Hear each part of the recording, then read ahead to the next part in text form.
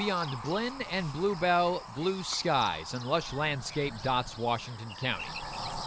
You'd be hard-pressed to find a prettier countryside, but it's land in places being raped by illegal dumping.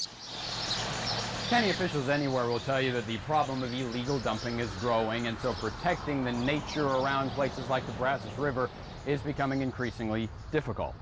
But just down this river in Washington County, you'll find a debate of sorts. It's the environmental responsibility versus property rights. And to best look at this problem, a bird's eye view would help. A view that county residents were perplexed by.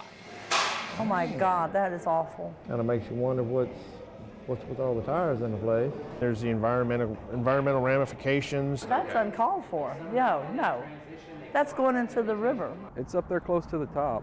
As far as volume goes, the size of it, it's got to be right there at the top.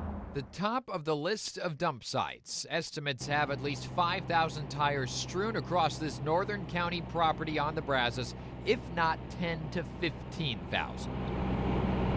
We would like to see it get cleaned up, but at this point aren't sure, whether that's really going to happen or not. Mark Marzon is the county's environmental department director. It was an anonymous fisherman that first sent a complaint of tires to his office back in 2003. Pictures show that with a good shower, those tires in the river can still happen to this day. Marzon's office got in touch with the property owners. We notified them that it needed to be cleaned up, that it was an illegal dump site, and worked with them on that for quite a few months. Didn't really get anywhere. That is, until the property owners produced documentation that this dump is technically a legal one. In essence, you get grass growing in each tire. It's like a tire being a pot, and it holds moisture, holds soil. Eddie Harrison was a Washington County agriculture agent starting in 1955. In his time in the office, owners of what's known as the Malley Wells Farm were trying to stop soil erosion. And laying down old tires was at that time a viable method.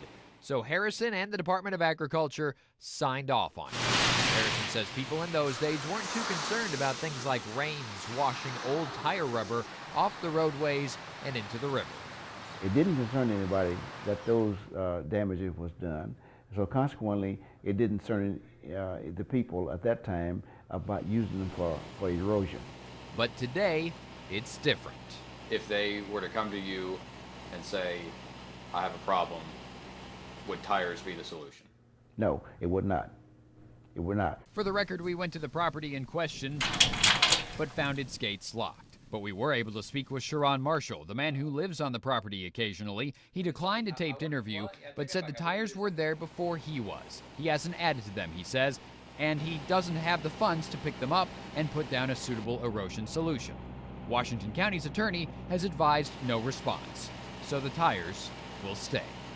It's frustrating to know it's there, but at the same time, you can understand why they're there, that they were told to do it.